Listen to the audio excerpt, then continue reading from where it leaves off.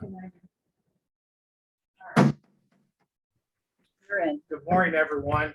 Morning. Welcome to Toastmasters. Hey, I'm Lockport. Today's 23rd of September. We're going to have a great day today. I did not see who the inspiration was for today. Hi. Yeah. Okay, I'll give her a moment to sip. There we go.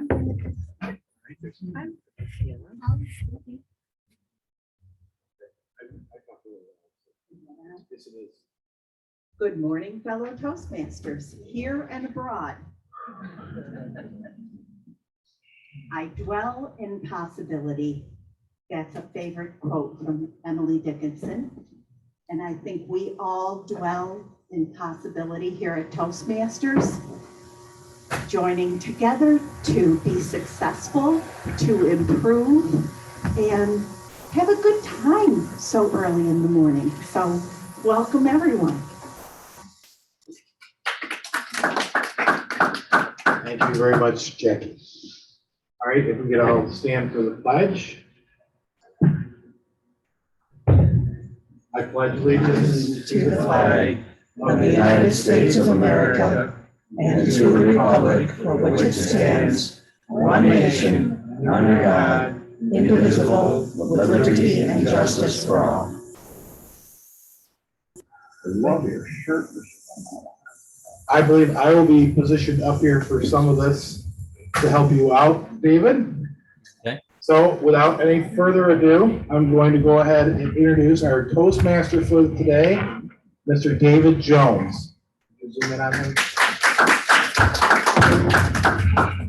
Mr. President, unfortunately, I'm not there, so I can't see if we have any guests that we need to acknowledge. Are there any guests in the room? No, there are not. Okay, perfect. I picked the theme of concerts today because as I go through my Facebook, I see more and more friends posting that they are at a concert or a musical venue. And maybe it's a way of saying that we're trying to get back to normalcy during the pandemic.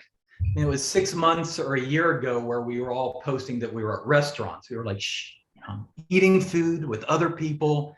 And now we're at concerts. We don't care. We're just out in the open having a great time. And it's just a way of saying that we're trying to get back to normalcy. And some people post better than others. Some people will post that they're at a concert and they'll show pictures, which is great.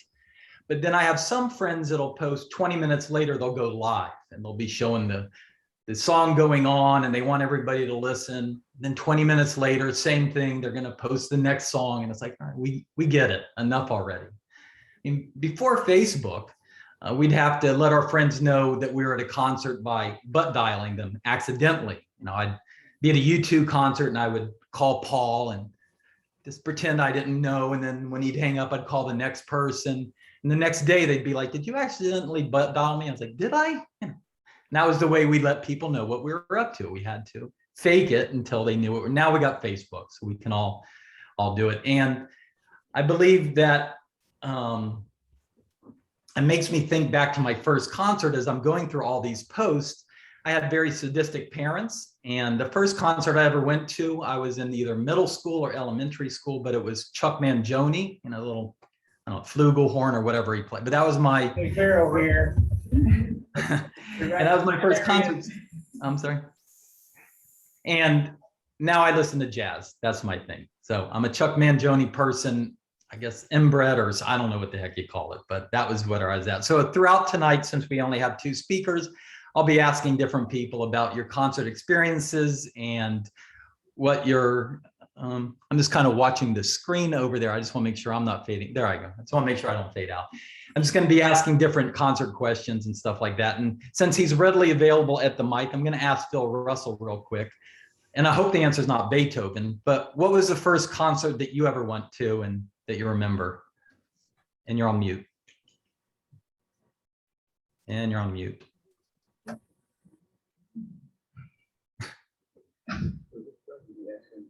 He was not audio at any concerts. Okay, go ahead. No. Yeah. Good. All right.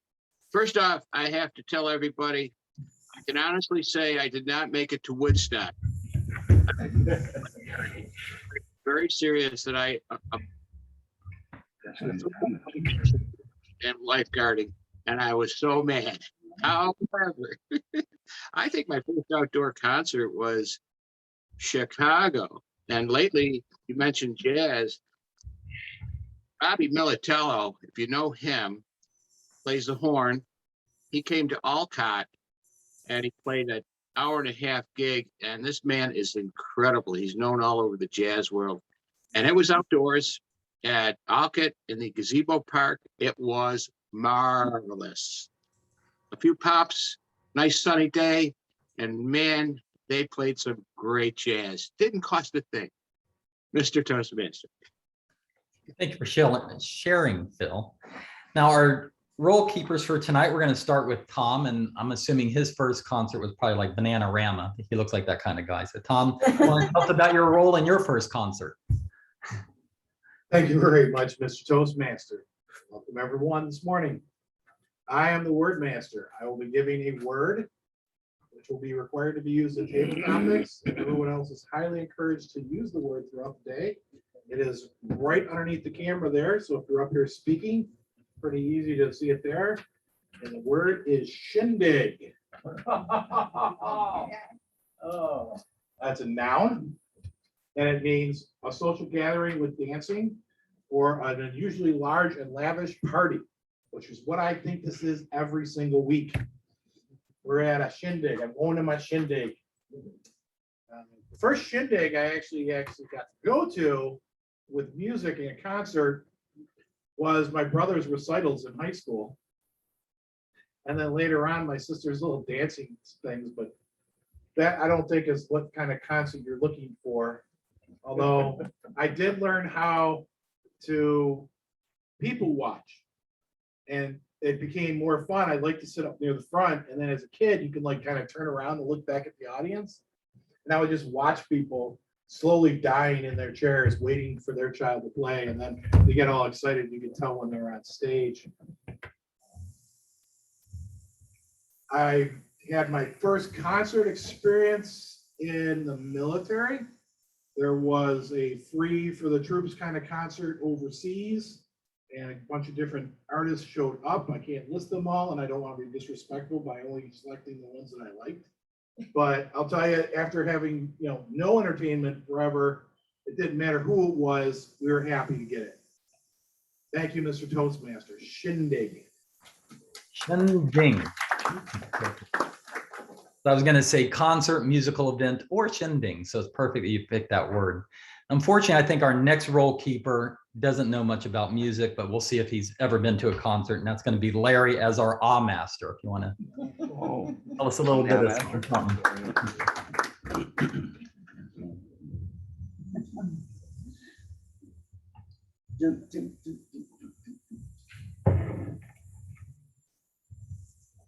Thank you, Mr. Toastmaster. This morning, I will be the master. I just found out 30 seconds ago.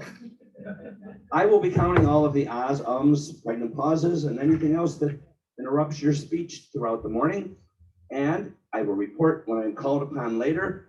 And my question about my first shindig, where was that at? In all honesty, my very first concert that I ever went to, are you ready for it? Anybody, any guesses? It was a duel. It was at the Niagara Falls Convention Center. Close. It was the Carpenters. Oh, okay. The Carpenters was my very first concert. I sat in the third row center stage. Where? Niagara Falls Convention Center, which is now the casino. Way back when, my very first concert. Back to you, Mr. Toastmaster. Thank you. Thank you for sharing, Larry. Appreciate it. And next up is our grammarian, Nancy Farrell. And Nancy, your same question. Is she there? Nancy, you're getting up. There she is. Same question, first concert that you can remember, in addition to what your role is. Thank you, Mr. Toastmaster. Okay. Sorry about that. Thank you, Mr. Toastmaster. Today I will be grammarian. I will be listening for language that makes me cringe, but more importantly, I will be also listening for wonderful use of the English language. And I'm too old to remember my first concert. Come on, I have no idea. Your most recent. I don't go to concerts much. I'm sorry. I like music, but I don't like big crowds, and I don't like loud music that is, it hurts my ears. I guess as we age, our ears are a little bit more sensitive. But when you mentioned the Carpenters, I grew up right outside of New Haven, and that's where they were from. One time, this was way back when the airports were really small and you could just kind of hang around and do your own thing and walk out to the plane. And all of a sudden the Carpenters came in with all their stuff. I was like, the Carpenters. There were only like 5 people in the airport, and I was too scared to say hello or get an autograph or anything else. I just watched them and got all excited. Oh, thank you very much. Thank you, Nancy. That was a great story to share about the Carpenters. And next up is going to be our jester, I believe. No, our quote master, Tom Moran, who is on with me.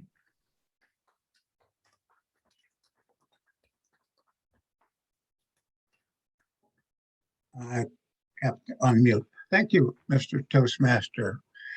I picked a quote that was kind of appropriate for myself. It says, growing up, it's by Summer Sanders. Growing up, I was a little hippie kid. I went to some good concerts, Amnesty International with Bob Dylan, Tracy Chapman. The best concert I ever went to was the one at the Cow Palace, my freshman year of college. On New Year's Eve, it was Pearl Jam opening for Nirvana, opening for the Red Hot Chili Peppers. Now, that's a concert to see. So interestingly enough that you picked this, last week I went to a concert with my son-in-law and a couple of my grandsons, and it was in Boston here down at the Shell. If you've ever been to Boston, there's a concert venue down on the water, and it's a perfect venue. It's a Shell and it overlooks the water, and the city of Boston lit up at night. It was Lord Huron, which is kind of like somebody, it takes a certain appetite to follow Lord Huron. But at this shindig, as we were going in, one of my grandsons, he asked me, he says, Papa, he says, you gonna like this concert? I said, sure. He said, and we were all together, and he says, this is my first concert. And I said, oh, that's great, Jack. You know, I said, you'll probably remember this for a long time. He said, what was your first concert? And I had to think back, and I said, oh, my first concert was Roy Orbison. And he looks at me and he says, and then he looks at his father, he says, who? It's kind of like, I guess that's the response I was expecting. So that's my story. Thank you, Mr. Toastmaster. And thank you, Mr. Quotemaster. And unfortunately, like I said, I'm not there, but I'm assuming Larry Eggert is there to be our jester. No. Larry today. No. No, Larry. No, Larry and he's Eggert. not on. I would like- Moran said he had a chest. Okay, well, the best jester I know is Phil. Phil, do you have anything to entertain us as a impromptu jester? Some Philisms. Well, Mr. Toastmaster,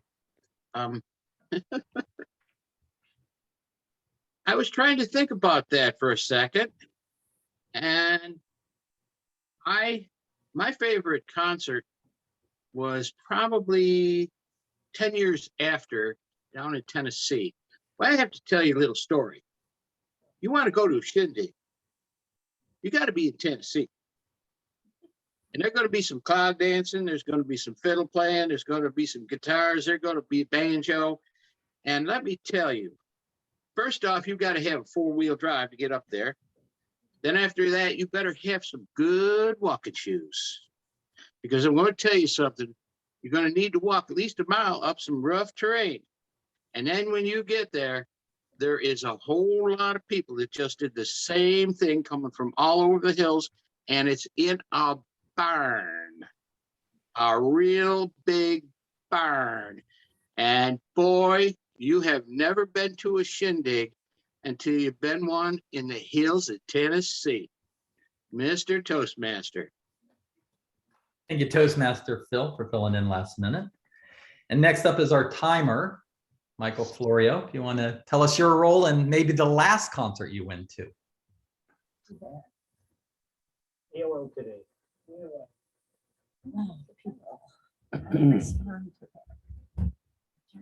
Nobody today. Timer up for grabs.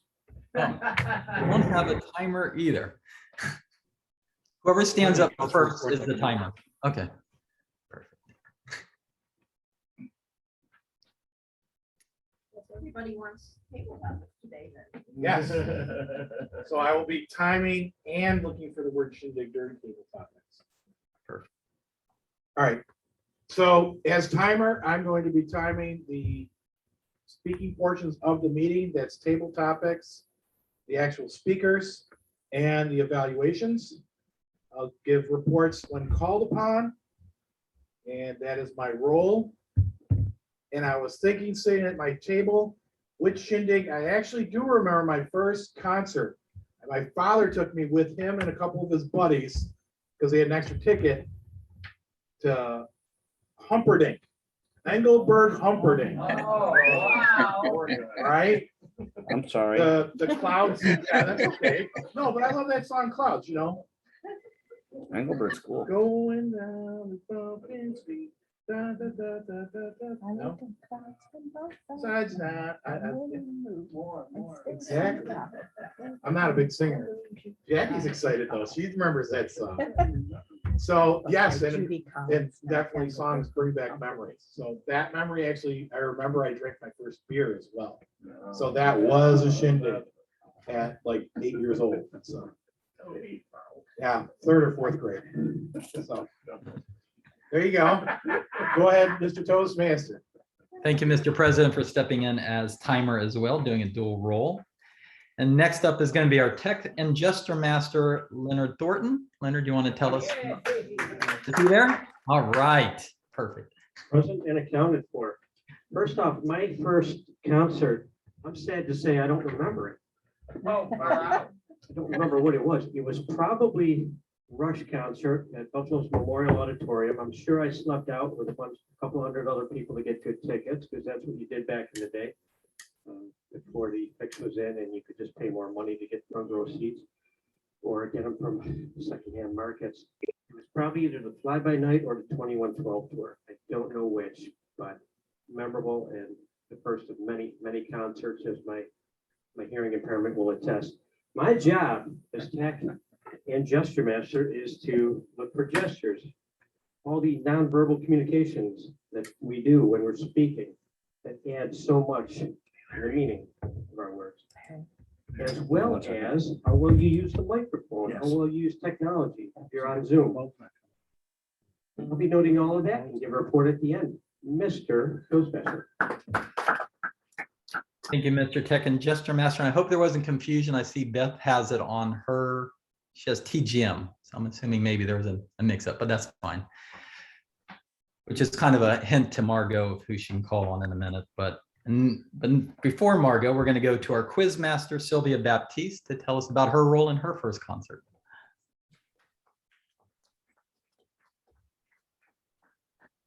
Yeah.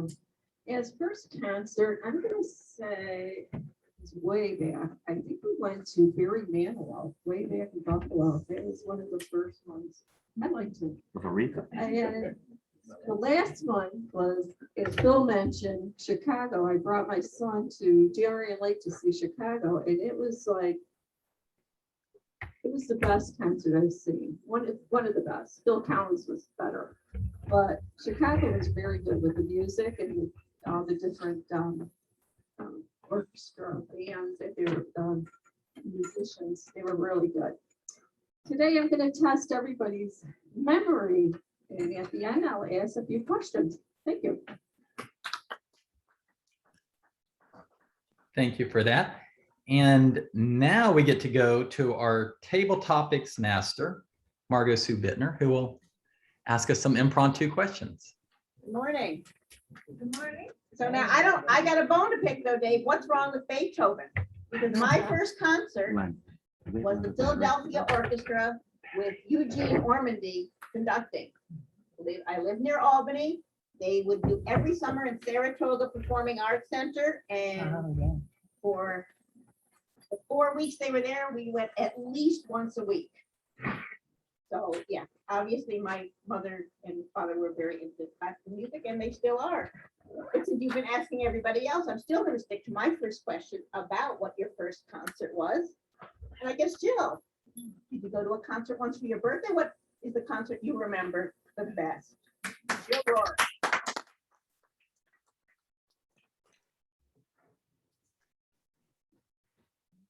Can't say that I remember any concerts the best. I've never been a big concert goer.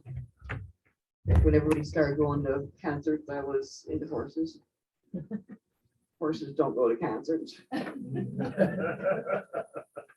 go to horse shows. I did go see in college. The first year I was at Morrisville, they brought in a country band, which I didn't want to go see, so I didn't go see that. The second year, everything was country. The first year I was there, it was pretty disgusting.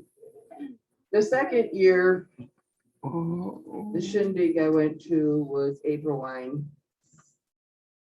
And Morrisville is about 30 miles east of Syracuse. And it's kind of funny because one of my friends had seen them in Buffalo the night before. And you know how they banter with the crowd. Apparently they bantered with the crowd that tomorrow night we're going to Morrisville. Anybody know where the heck Morrisville is or something like that? And of course, when they got to Morrisville, it was, greatest town ever. So my one big memory of that is a guy had an epileptic seizure right in front of me. So that was not really much to remember. So, thank you.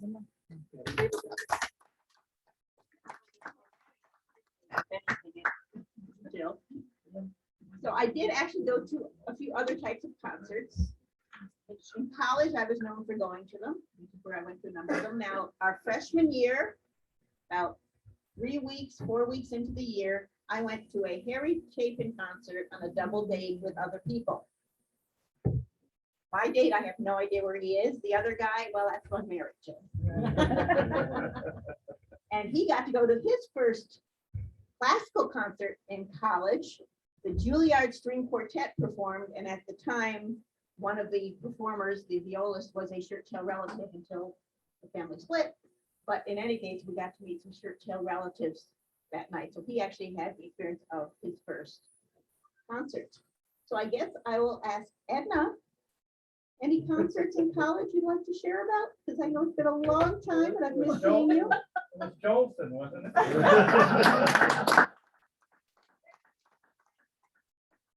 Good to see you, my dear. Thank you. Good to see you too. Well, it's so long ago that I was in college, but I went to Fredonia State. So I know Billy Militello, because he did too. And the music department at Fredonia was substantially more important than the speech department, especially when I was there. So I did get to go to a lot of concerts at Fredonia, but I don't honestly remember them. When I left, I worked at Melody Fair for 2 years. Yes, that was fun. That's where I met my husband. And Jill, I'm sorry to say my husband and I are country. I'm okay with it now. Oh, good. We went to every Johnny Cash concert that was in Western New England or Ontario. If Johnny Cash was going to be there, he was going. And we also saw a lot of other country people. And I like country too. I didn't in the beginning, but I learned to like it. And now that's about all that's all I listen to. Now, shindigs are a little bit different from concerts to me. Because because you gotta have dancing and food. And I can't remember going to a real shindig. Maybe I'll have to throw one. Yeah, the table stuff. Thank you, Edna. Nice to know that we both met our husbands through music. So there are a lot of people that we have seen in our lives, a lot of people we haven't. So my next question would be, who, living or dead, would you really love to see in concert? And let's see. Okay, Steve, how about if you take this one? Since I've had two women, I got to get a guy in there.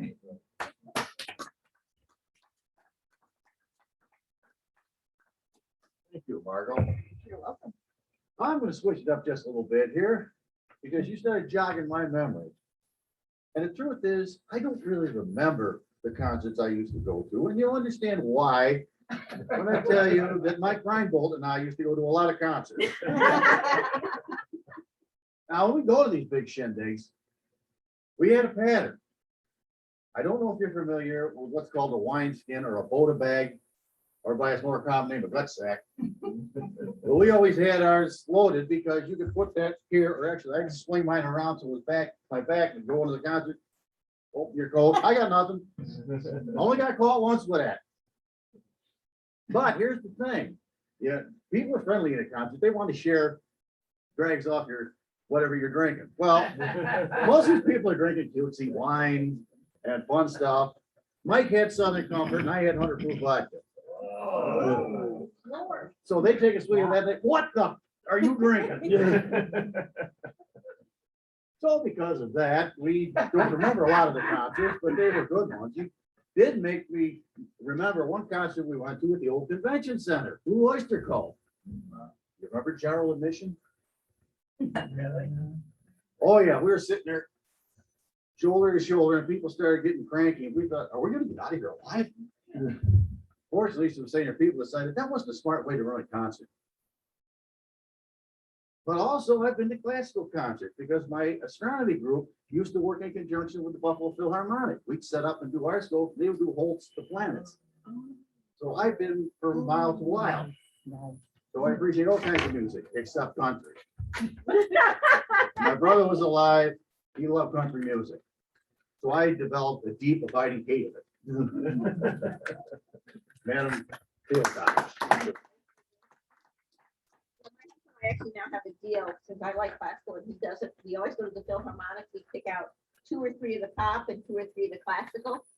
And it worked out very well for the last couple of years. For me. Also helps that I have a friend in the Philharmonic.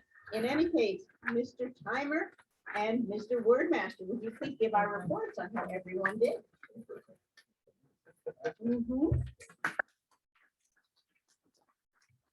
You, Madam Tables Topics Master. Well, for the word of the day, Jill, I did not catch it. Anyone help her? No?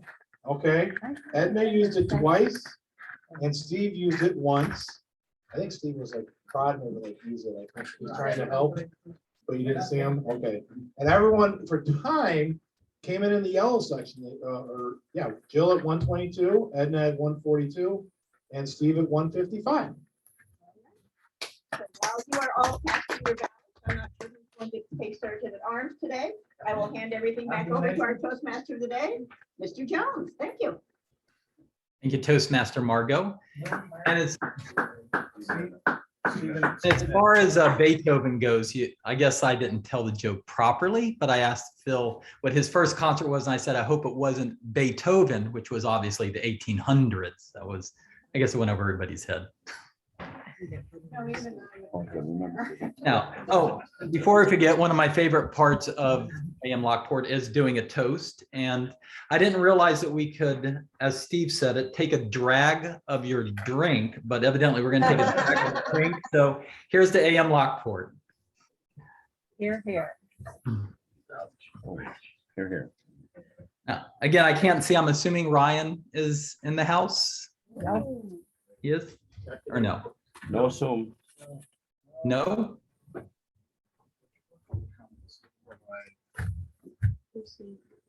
What's this? Mark is here. So Ryan is not there. That means it's all tabletop for speech. Brian is not here, Mark is. Okay. Then I'm assuming Dave Licata is going to be his evaluator. So I don't know if Dave wants to introduce him as. Is Dave not there? Dave's here. Okay, perfect. David's here, but Marty is prepped to be it, so you have Oh, the okay. M&M show, the Marty and Mark show. There you go. So Perfect.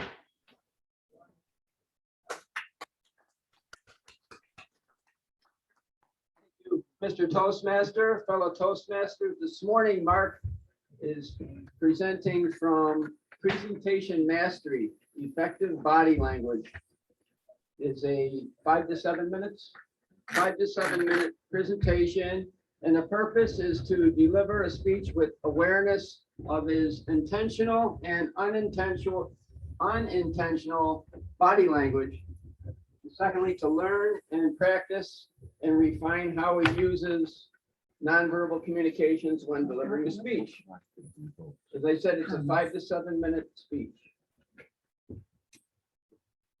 Fellow Toastmasters, I present to you Mark Campos, the other side of the tracks. Mark Campos, the other side of the tracks.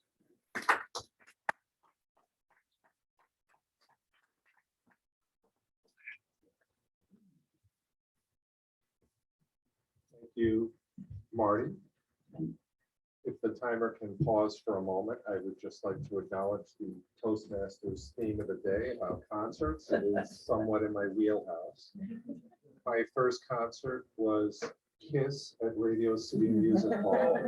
My buddy was big into them, not so much in my wheelhouse. I was a metalhead in the 80s. I have long hair, you've seen the pictures. We used to go to see everybody in New York because you had so many venues. And it helped that the expensive seats were $17.50 and the cheap seats were $16.50. Not so much anymore.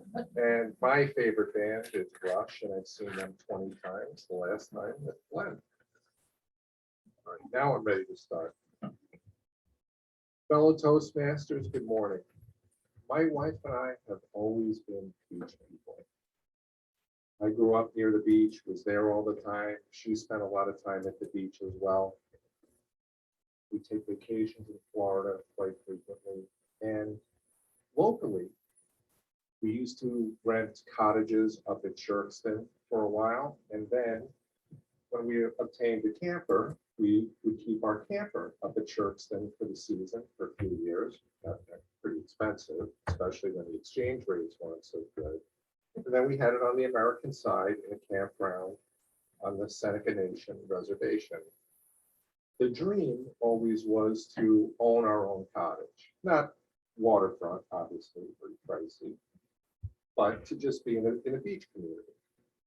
So in early 2018, we embarked on this adventure and we decided we would look for a cottage. We found one. It was in the community right next to the campground. We knew it needed work, had a great piece of property. And then the home inspection took place. And that was all she wrote. No more cottage. So we were a little disappointed. We were working with a friend who's a realtor, and we said to her, look, just keep your eye out, see if you can find an empty piece of land. Maybe we'll buy it if it has access and we'll build something someday. What does she come back with? She finds a cottage in Sunset Bay. Now, those of you that grew up here probably have more than a couple of Sunset Bay stories, but I didn't grow up here, so I never really spent any time there. We did not want to go look at this place. I don't know why we're going. This is a waste of time. It's more money than we want to spend. And then we went there and really fell in love with the community. And it turned out the cottage was turnkey, which was that much more appealing. I could give an entire speech about that buying process because along the way, just about everything that could go wrong went wrong. And somehow the obstacles cleared and we bought the place. And we've been there since August of 2018. Now, when you cross the railroad tracks and enter Sunset Bay, you immediately feel like you're on vacation. You hear the residents tell it. At one point, it used to be about 75% renters, a lot calmer now. but you can still count on a shindig just about every weekend. It's about 25% renters. And there's more people like ourselves, that families that are buying the places and trying to keep them for themselves, and they're not renting. Here's some vital statistics for Sunset, and this is all you need to know. 2 beaches, 3 boat launches, and 3 bars, all within a very, very tight radius. And again, you can count on a shindig just about every weekend. However, there are some special ones that take place, like the Sunset Bay Experience, where there's a pre-COVID, there's a 5K run, as well as many vendors, street vendors that would be there, where you can buy all sorts of crafts and such. And at the end of the season, you have the wonderful boat burning party, which is this weekend. I learned a few years ago, you have to take a nap and plan on going there much later, because they burn the boat a lot later than they say they're going to burn the boat. And that's when the party begins. Now, it's not without its problems. Sunset floods, I found that out, especially when Lake Erie is very high. You get the seiches, I believe they're called, and the wind comes screaming across Lake Erie, tends to flood out the place. As I call this, these are first world problems. Nobody's really going to feel that bad for you that your beach place has some water standing. Our favorite thing is to sit on our front deck. We're right on Iola Drive, if you're familiar with Sunset Bay. It's the main drag coming in, going to Cabana Sands and the Sunset Bay Beach Club. And just watch the world go by on our front deck. Watch the beach crowd go to the beach and come home. And then even better is to watch the bar crowd go to the bar and then attempt to walk home. We've seen a few face plants, we've seen some ugliness, but it's all in good fun. Now back to those railroad tracks. When you first get to Sunset, you notice trains go by an awful lot. With the railroad crossing, they have to blow the whistle. My God, it is an annoyance. But then over time, that same demarcation, those tracks that you cross that put you in vacation mode, also bring the trains, and those whistles that you hear become a soothing sound to let you know that you're on vacation. So fellow Toastmasters, and I'm sorry, David, being afar, because you can't take advantage of this. If any of you are ever down there, please let me know and stop and visit us. Mr. Toastmaster. Thank you, Mark. Appreciate it. And can we get a timers report? I'm assuming it's just the one speaker. I would say that's correct. I now declare myself the assistant Toastmaster for the day to help you out, Dave. So Okay. yes, and we have just the one speaker today. Okay. So we can get a timers report. Yeah.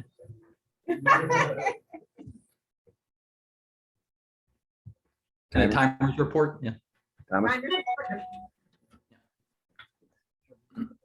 All right, so Mark qualified with 538, so you can vote for Mark or Mark as speaker of the day.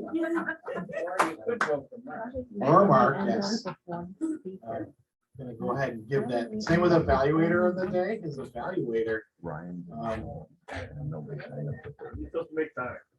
Yeah. Oh, that's right. I was just saying it's the time. Early. But I'm taking away from the Toastmasters duty. You take care of that. I am going to go sit down back down. All right, well, I am going to give Marty a few minutes to get his thoughts together to do evaluation. And since we have ample time, I'd like to call on some people to participate that we haven't heard from in a while. And I want to start on Zoom with Eric. Eric, we haven't heard from in quite a while. And Eric, do you have any concert memories or anything you'd like to share? You're available? There he is. Thank you, Mr. Toastmaster. Good morning, everybody. My first concert experience, trying to remember. I was When I was little, I think we were in North Tonawanda when we went to see Blue Rodeo in concert. I think it was an outdoor concert and Blue Rodeo was performing. And I didn't know who Blue Rodeo was at the time, but I heard they got good songs. But anyway, another concert I went to, does anybody remember the Molson Canal concert series that they had downtown playing in the parking lot? Yeah. I heard like Eddie Money, but Eddie Money was drunk on stage and his daughter had to make sure he doesn't fall off stage. We had the B-52s, but the B-52s were so mad because they were playing in the parking lot full of drunken people. But those are the concerts I enjoyed because I can stay out late and I don't have to go to bed early. So those were some of the concert experience I enjoy going to. Thank you, Mr. Toastmaster. Thank you for sharing, Eric. Appreciate it. And Beth, same question. I don't know if you got to hear the Celtic Women. Is that the, I always like them, but I don't know what kind of concerts you've been able to hear. I've gone to a variety of concerts. I do remember Melody Fair going to, I believe his name was John Davidson. So that was a very long time ago. I've seen the Beach Boys play with the Bison's baseball game. I've seen the Red Hot Chili Pipers, not Peppers, at the Rochester Armory. Great band, really cool building. Acoustics were terrible.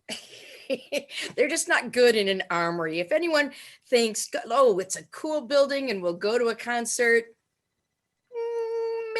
maybe not so much.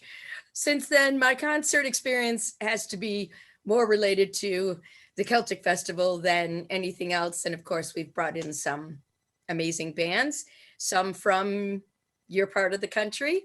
This year we had a Tennessee band, a South Carolina band, and even as far away as a Florida band with our locals. So that's my concert experience. Thanks, David. Thank you for sharing. Appreciate it. And we still have a few minutes. I'll give Marty a few more minutes to continue to put his thoughts together. And I'm going to ask Dave the same question, but I'm going to go ahead and load his gun because there's obviously an elephant in the room, and that is participation at AM Lockport. I mean, that was one of the things I loved about AM Lockport. They were booked months in advance and everybody showed up. I spoke to speaker number 1 last night via email. I assumed he was going to be here, but he wasn't. But so many roles aren't being filled. I mean, I signed up for Toastmaster yesterday, so I'm not sure what's going on, but it's just an obvious change or shift in how the club is operating. Also, the promotion. Tuesday night and here in Charlotte, we had 6 visitors, 2 of which signed up immediately in person because people want to get out and be in the room. And the fact that you don't have any guests, I'm not sure what's happening, but maybe Dave can address his first concert and the elephant in the room. So Dave, take it away.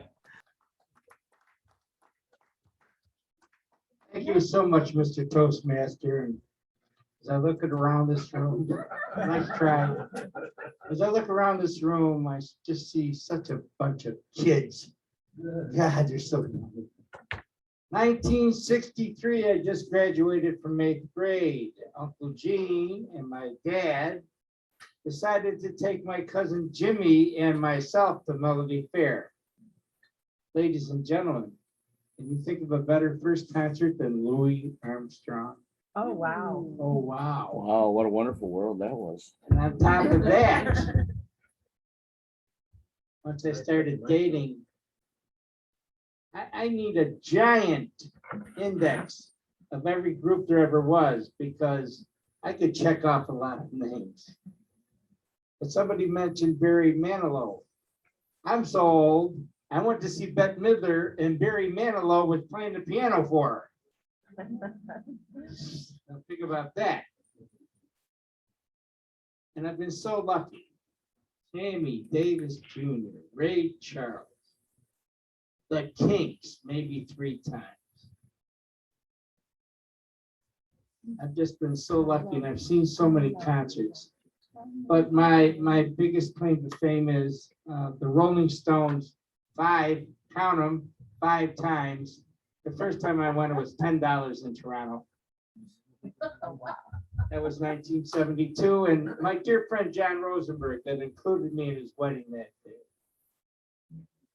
And I showed up in a tux, and we got through the ceremony and maybe a third of the reception, and I disappeared in the men's room and hung up my tux and put on my cut-off jeans and grabbed my date. We headed to Toronto to see the Rolling Stones. He's still mad. But I told him, I said, John, I'm graduating from college. It's going to be a fantastic summer. Don't do anything crazy. Well, I got married. So that's it. What we have here, Mr. Toastmaster, I am very encouraged about the attendance today in person. I'm very happy about the in-person attendance today. Do we need guests? Oh, yes, yes, yes, we need guests. Now, I've been in touch with Elizabeth Painter Morana on Facebook. If she discovers our Zoom capacity, I pray that she'll be here any minute. But then again, you don't know who you're dealing with. There's Zoomers and there's non-Zoomers. Right, Edna? Yes. Okay. So, None. so we will go to work and we will take care of that. What was my last concert? Oh, my last concert was the Rolling Stones at, now it's Highmark Stadium because we like to change the name every 18 months. All righty. Well, that pretty much wraps up my part of the show. Who's next? We're going to have Marty come up and give us an evaluation. Hey, this time I'd like to introduce the erstwhile and incredibly thin and sincere. You ready, Marty? Yep. It's Marty Johnson with the evaluation of our dear friend Mark Campbell. Marty. Thank you, David, fellow Toastmasters, Mr. Toastmaster, and Mark for showing us effective use of body language. And you did just that. You told us about the other side of the tracks. I was waiting for that to come up during your speech, and I'm glad that you used it when you did. The timing was just right. Mark, you had great use of your hands this morning, and my duty as your evaluator was to focus on intentional and unintentional uses of gestures, body language. And tell me, was this intentional when you changed hands? I noticed that you did that very smoothly. You changed hands and you had us going. You're explaining things very well with your hand you were using, and then you would use this hand. So that was unintentional. It was unintentional. You did a great job. That was one of the things I picked up on. So kudos to you. It was very good how you did that. It was very smooth. You had slight body movement when you were talking. You didn't use the whole speaking area, which we were talking about before. If you look at this camera, correct me if I'm wrong, Larry or Len, but what you see in this picture is the speaking area. Is that correct? To the left and the right. So you used some of it, which is fine. You did a good job with that. A couple of suggestions. When you're talking about the train going by, I was waiting for you to do a. I was waiting. You know, just you could have done something like that, and possibly you know, a little gesture of a face plant, and someone walked by, and my wife and I were sitting on the porch, and we were watching a couple of bar takers go by, and all of a sudden it was awesome. Just my take on something that you could have done. Oh, the other thing I would like to suggest is that you describe the beautiful colors at the bay. I'm sure there's a beautiful sunset that you can see after all the energy and all the pains of finding your ideal vacation spot. And you were sitting there and you saw the beautiful sunset. It made it all worthwhile. Something along that line. I think you did a wonderful job, Mark. The manual did mention that you can practice before a mirror or another group of people. And I always like to go back into the presentations that I give to see the remarks that I was given, or to try to use a technique that they describe. And I would recommend that if there's ever anything that you wanted to do, that you didn't do, you try it in the next speech, because that's, I think, all the more that you'll gain from it if you use as much of the advice that they give you it's online now, it's not a manual, on the online project description. Mark, I wish you the best in your presentation mastery projects. Thank you. Thank you, Mr. Evaluator. And even though he is the winner of the night, we'll see if he qualified, so we can get a timers report. Getting your cardio up and down. Oh, yeah, hold the microphone here. Okay. He did qualify in the safety buffer zone at 3:05. Perfect. Thank you much. No problem. And now I'll turn it over to our general evaluator, Dr. Stevens.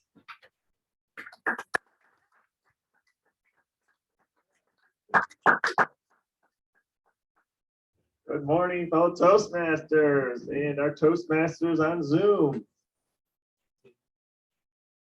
So as the general evaluator, I'm going to do my job first, and then I will probably introduce roles off the cuff, so I don't have the agenda. That's fine. So thank you, Dave, for stepping up as Toastmaster. It was last minute, but we did step up, and I appreciate that. So it's a little harder to wrangle everybody last minute. So you did your best with that. So it was appreciated for sure. And you are doing it on Zoom. That's also a first. So I don't think we've had a Toastmaster on Zoom. And we did have some assistants here, multiple assistants, Margot, thank you, and Tom, that helped you out with that. For improvements, as Toastmasters, we always like to recommend improvements. You didn't introduce me. So that was the one cardinal sin of the general evaluator. The person that's evaluating you should be introduced. Before I go into evaluating Marty, I want to talk about concerts. So I had a number of years there where I went to concerts. Could have been a, what do they call it? Midlife crisis. It's possible. I think I had 2 of them actually. I went 3 years straight where I saw pretty much everybody that I wanted to see. And my wife was like, what is going on? There's too many concerts in the schedule. My all-time favorite was Eric Clapton. So that was really nice. I love that one the most. Just because he's so iconic. And he's just appreciative, even though he's in the Rock and Roll Hall of Fame 3 times, appreciative that anybody's coming to see him. So I appreciated that. My first concert was Bryan Adams, followed by Journey with Steve Perry. So that one I like to remember. I'd like to say it's my first one, but it really wasn't. It was Bryan Adams. Because Bryan Adams went out of the music scene for a while and became an artist. You know that. And he came back recently. So that's my theme-related feedback. Evaluation for Marty, something part of my job as general evaluator. He had good suggestions as always. He talked about just ramping it up just a hair with the extra gestures and the extra sounds, just to enhance things a little bit. I believe he mentioned showing a picture as well. I got that out of his evaluation. Maybe he didn't, but I think he did. That would be nice to see a vision of Sunset Bay to some degree. I would like to have Marty had put a little mention in that Mark was at DTM to show respect for that, certainly. And because of that, Mark's flow was really smooth. I thought that's something that you could tell he's done a bunch of speeches. I did like the fact that Marty did give a conclusion at the end. Sometimes the evaluators just walk off the stage and drop the mic. So it's always good to throw a little thank you in there in the conclusion. So good job, Marty. At this point, Mr. Toastmaster, do you want to do the roles or shall I? Since I did not properly introduce you, I'll give you some more time so you can introduce the roles. Oh, thank you so much. I appreciate that. Yes, we had a request to go first because a member has to leave. So Nancy, if you could talk about your role, which is grammarian. Thank you.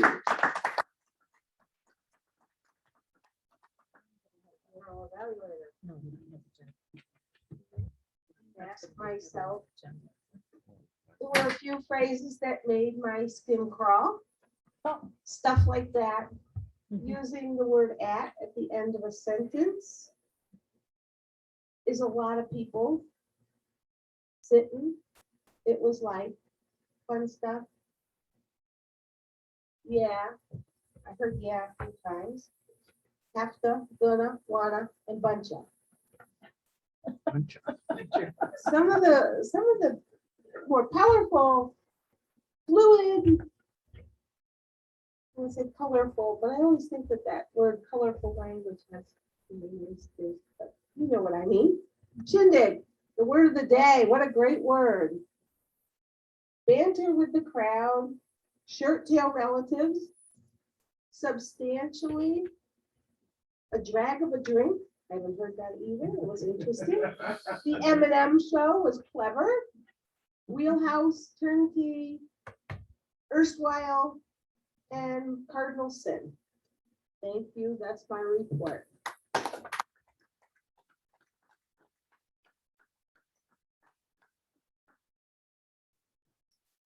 Thank you, Nancy. At this point, I would like to get a Quizmaster report, and I believe that's Sylvia. Come on down.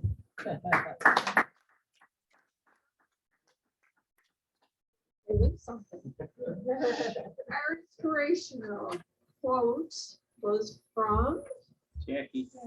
No, who did she quote? Oh, I came in late. You came in late. I just heard the Jackie Emily part. Dickinson. She did an Emily Dickinson quote. Let's see. Oh. David Jones' first concert was with who? Who was he seeing? He was singing with the monkeys. He was seeing Chuck Mangione. Come on, guys, you didn't listen to me this morning. I can't believe it. Chuck God. Mangione. Yes. Larry McKenzie, first concert. Karen and Not Richard. you. Carpenters. Carpenters, right.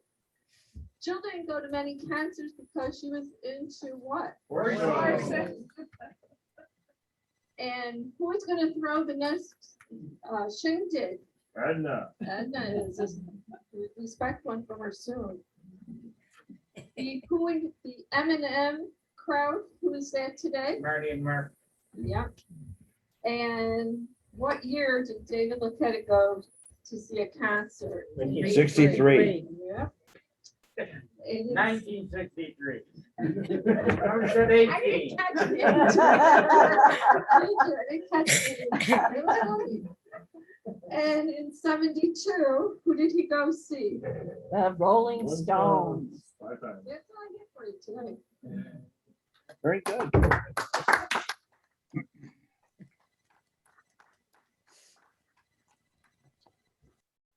Thank you for that.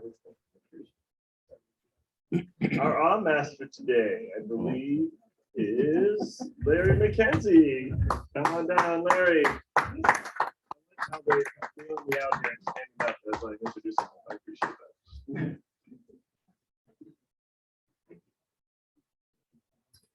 Thank you very much, Mr. General Evaluator. This morning, I had the distinct pleasure of being the master. It was fun because it was actually fun. I took great notes. Here's what I found. Everyone who spoke today was a victim of using the word but so almost overtook Edna, were you keeping track? I wasn't, no. I was doing that for you because Thank you. actually the Oz were winning until Gerald, you helped us out. Gerald, you gave us about 6 so's that brought us right up to almost the category, but the Oz did win. Except I'm not going to point out who used Oz and so's, but the winner of the Oz and the so's was, let's take a quick gander here, Thomas, our distinct president. You were the winner with the Oz and the so's. You had an equal amount of each. Here is the great news. We had two people today that were excellent speakers, did not use an ah or a so. Our DTM, who was our speaker today, Mark, not one ah, not one so. And you can correct me if I'm wrong, but we're gonna give him kudos for it.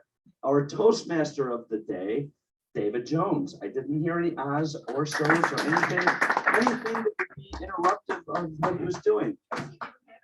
And Tracy didn't have any either. Tracy, great job. Let's look around the room. And Carol didn't have any. And speaking of that, and was another word that was used quite a bit today. Just so you're, in case you're wondering. Since I have a little bit of time, we're going to talk about I heard Barry Manilow's name many, many times. Barry Manilow, back in 1991, I was asked to do an event at the Old Niagara Hotel for the Barry Manilow fan club. It was a Halloween party. I got a call from Hollywood, actually. They were booking the event at the hotel. They called and said, we need somebody who can come and do our Halloween party, but they have to play only Barry Manilow music for 4.5 hours. It's not possible. Can you find someone who can do this? I was their man. Actually, I loved Barry Manilow and I loved his music, and I had a plethora of his music. The fun part about it is that how do you do that in a Halloween party? They all came dressed up and everything else, but I knew his bit because I'd been to Barry Manilow's concerts many, many times. So we did all of the things that he would do. At the end of the concert, people were taking my business card and everything throughout. The next day, I got a phone call and said, we're doing an event. It's a release of Barry's new Christmas album. It's in Atlantic City. Would you be interested in coming down and hosting the luncheon and doing the music for us? I said, I would love to. She said, okay, send me a contract with your riders. I didn't have a contract with riders back then, but I found out really quick. They actually housed me in Atlantic City for 4 days on the same floor with Barry Manilow's group. I did the luncheon with Barry Manilow, and I had a white microphone. It was a PV microphone. It was a white mic that Barry Manilow, when we introduced him to come up on stage, used my microphone. It was known as my Barry Manilow microphone after that. The weird part about it is that all of the fan club used to send me mail. I'd get pictures and things because they thought I had an inner something to get into the Barry Manilow world. So Barry Manilow fans are like really into Barry Manilow, and they still are. So that was one of the concerts. I've been to see Barry Manilow many, many times. And the second one I wanted to throw in was Glenn Campbell, my second concert. Glenn Campbell, I got free tickets to go to see Glenn Campbell at the Niagara Falls Convention Center. Someone said, hey, Larry, would you like to go see Glenn Campbell? I said, I would love to. There was about 600 people. It was very depressing when I went in because there was people here, there, and everywhere else. He said, come up forward. He moved everybody up into the first probably 10, 12 rows. And he came out on stage and he said, it doesn't matter how many people are here. He said, it's the quantity or the quality of the people that are here, not the quantity. And he came out and he played for almost 3 hours. He played the bagpipes, he played the guitar, he played instruments like crazy. And it was very depressing when I saw that his demise at the end. What a wonderful, wonderful man. And if you ever get an opportunity to see, he sang a song towards the end of his life that I think was his son with excellent, excellent song. And I just use it because I wanted to be one of those speakers who did that too. I'm going to turn it back to whoever is in charge. It's our general evaluator. Here he is, the man, the myth, the legend, Gerald. Thank you, Larry, for that very entertaining story. We do have a few other role players here. I did not want to forget, and thank you, Tom. Len is our tech and gesture master. If you could give your report, please. Thank you very much, Gerald. I would love to give my report. First off, Larry, you said there were slightly more ahs than so's today? That is correct, sir. So the ahs have it. One thing I'll comment on, and I've seen this since we started doing the hybrid meetings. people go to significant lengths to duck out of the way of cameras. Don't do that. You don't have to limbo. The people on Zoom will forgive you walking by this camera, walking by that camera. It's a natural thing in the confines of this room, just because of the sight lines. This is not a professional studio. What? You will be excused for walking in front of the camera. Just don't stand there. I think our president did that for one I'm taking a period marble. today, a little bit. Now on to tech and gestures.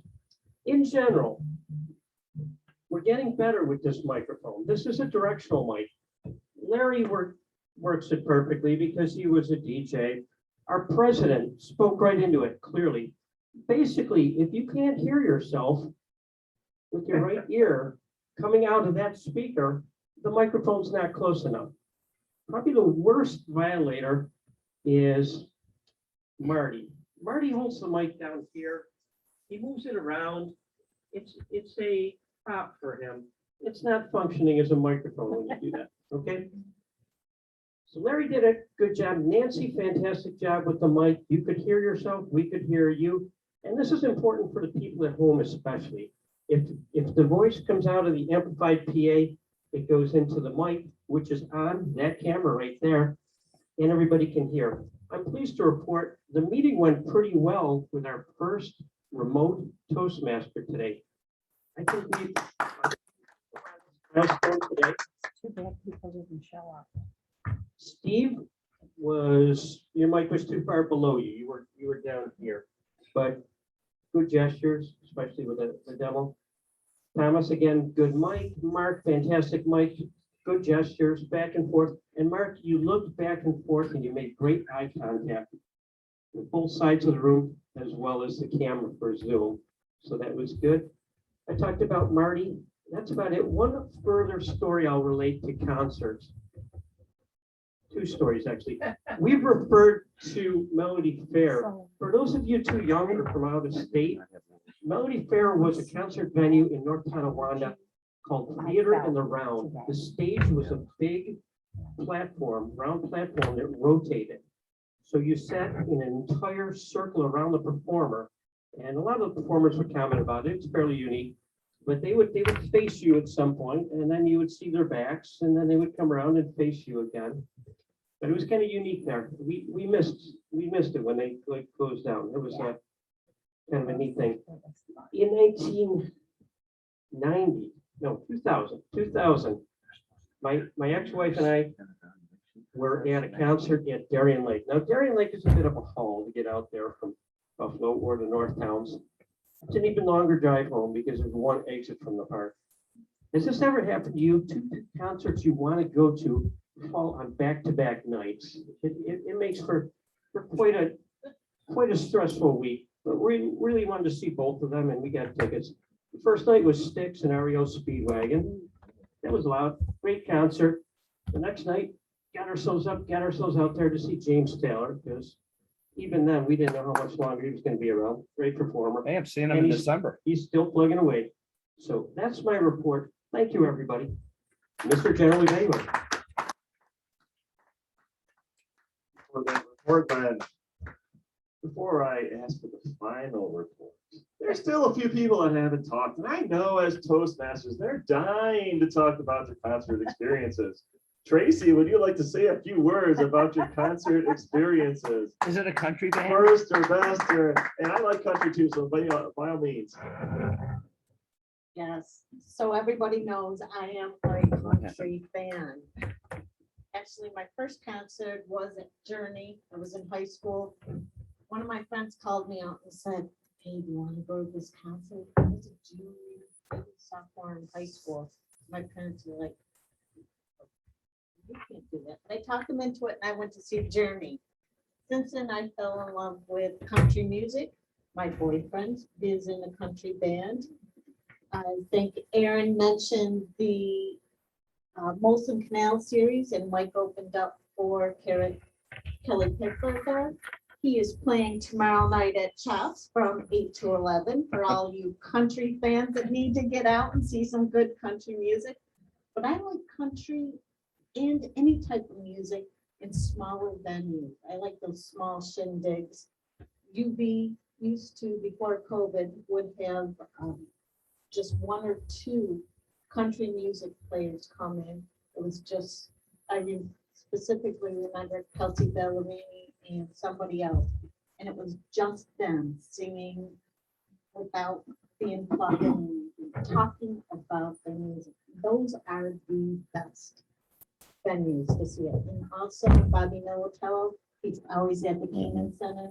Yeah. Keenan Center holds about 100 people. Those are small, intimate concerts, and those are my favorite.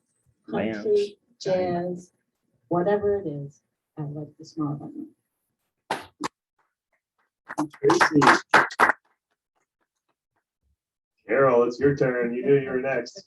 Come on up and talk about your concert experiences that you would like to share.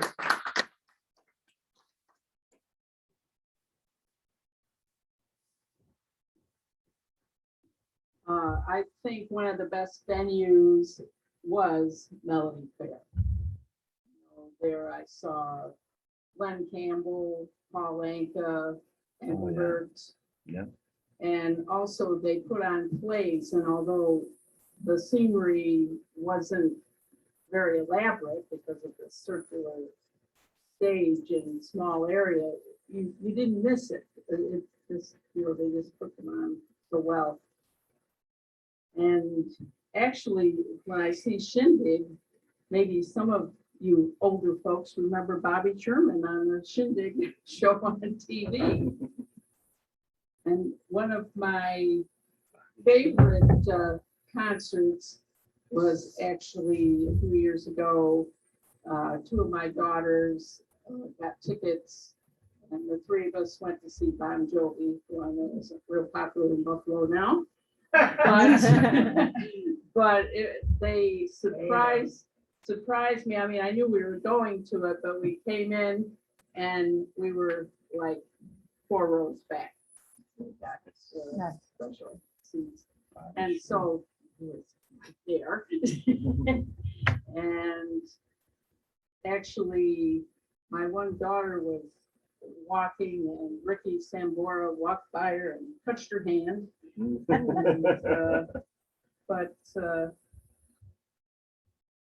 And I did see the Carpenters at the convention center, so that was probably the same concert.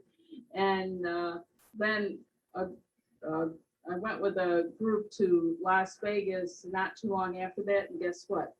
The Carpenters were appearing where we stayed, and I saw the same concert. So that's my experience. Thank you, Carol. I would like to ask for a Wordpress report. Tom, how did the word shindig do? Not as well as and so. Oh, there's 2 more. Oh, those counts? All right. We need to talk very directly and in short sentences to avoid that in the future. I appreciate the brutal honesty because it does help me to improve, and that I was very relaxed and very sloppy when I speak this morning. More drink, more coffee. And I know that I was getting things and going, and I think I even did end the sentence with the word. Edna's pulling her hair out right now.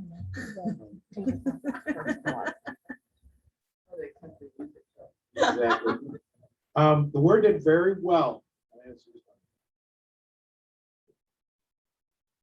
Mark used it twice in his speech, which when a speaker uses it in their speech shows that not only do they know their speech well, they can take the word of the day and then put it in.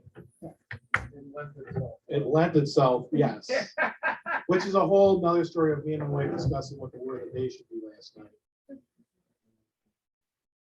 She said that my word was too simple. No, she was saying shindig was too simple. And she had all these complex, she's the musician, so she was doing all these complex things. I don't even know what that is. Was funeral, I don't think you looked at it. Right. I think there was melody, rhythm, a few others that she was coming up with, but I did not agree. Did not tell her what word I chose. Waited for her to go to bed before I hit print on the printer today. Sylvia, Tracy, Carol, as I said, Mark twice. I believe Marty stuck it in at the very end. Edna used it twice, of course, during table topics, and Steve. Larry used it at least 3 times. I got Phil twice, Nancy once. Missed anyone? I know that you did. You did, yes. Margot, Gerald.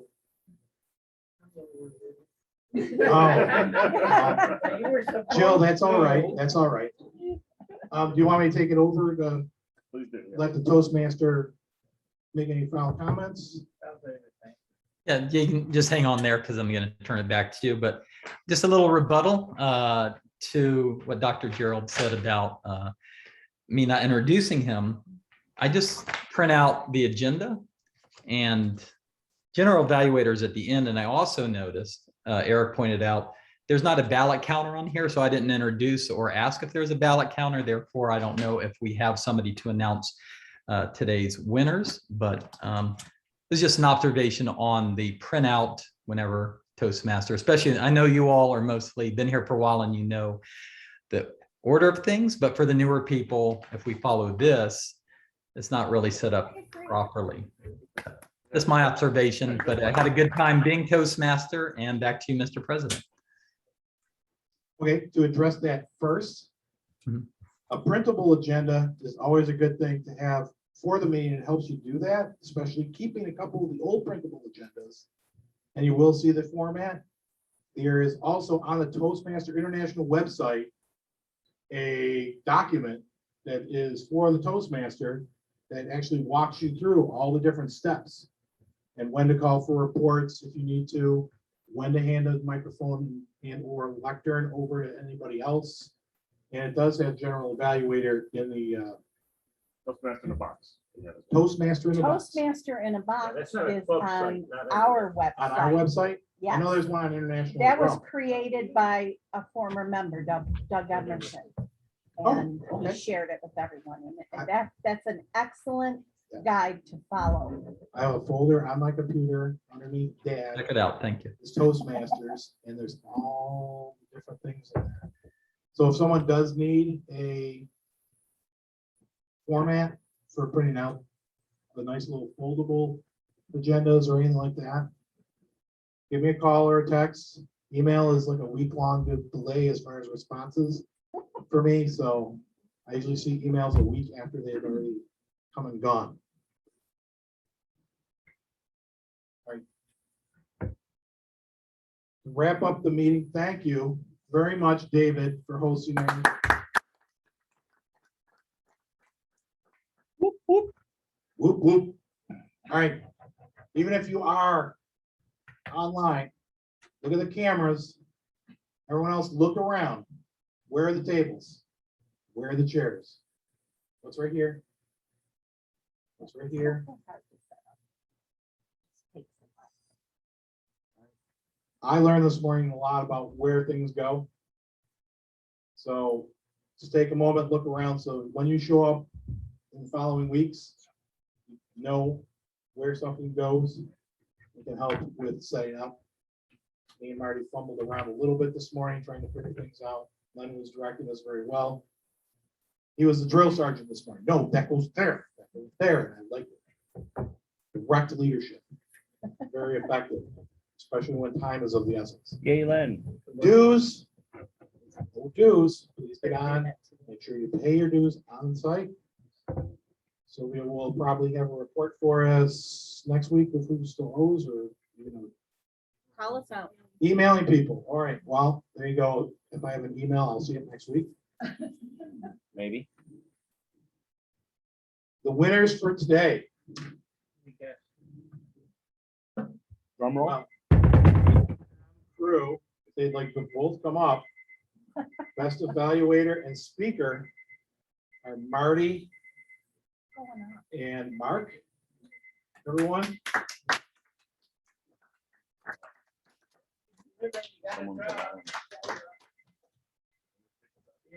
Someone's alarm is going off. Okay. Well, there you go. At least you could. Cut back on the expenses. And the winner is. It was a good 50-50 this week, so there is some bucks in there. This is the one, Mom. 345026. What? Sorry. Not even close. That was an earlier. Yay. Edna. I know. Yes, the table topics winner, I was holding on to because I like when it happens. We had a tie this morning so that Edna and Steve are both our winners. It's the Wilson Day. Grandkid, tell them they're a great team. My grandkids are adults. Here's a suitcase full of those. Don't worry Grandkids. about it. One more never hurts. Everybody take care of it. Thank you, Mark. There's one. An announcement or email will be coming out about next week. Go ahead. I received a message in the notes in regards to next week being a humorous or evaluation contest. I just thought I would throw that out to you, Mr. President. It was in the notes to bring up. Thank you. I got halfway through a sentence and that's where I was going for next week. Oh, There will be an announcement coming out later. There is a humorous speech contest. 2 timer positions, judges, evaluator is also being judged. So the evaluators will also be judged. The contest master, I believe, will be me or Katie.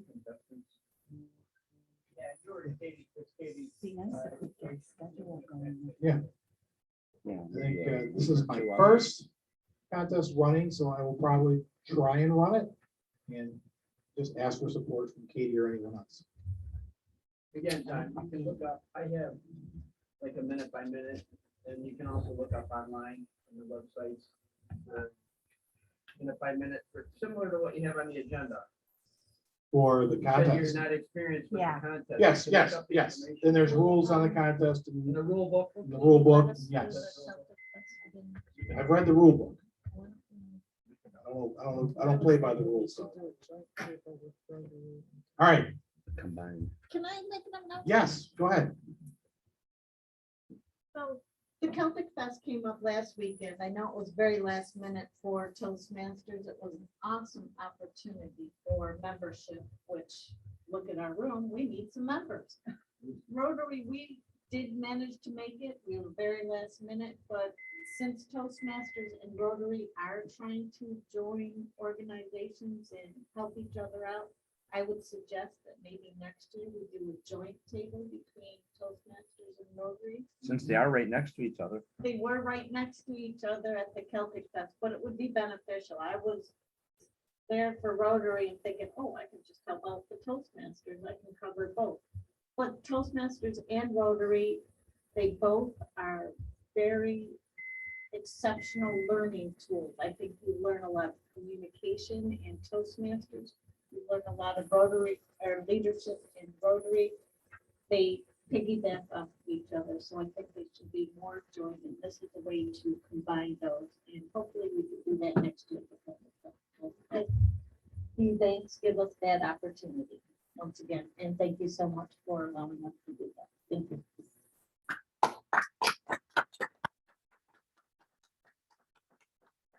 And with that, I believe that brings this meeting to a close. We'll have a good shindig today.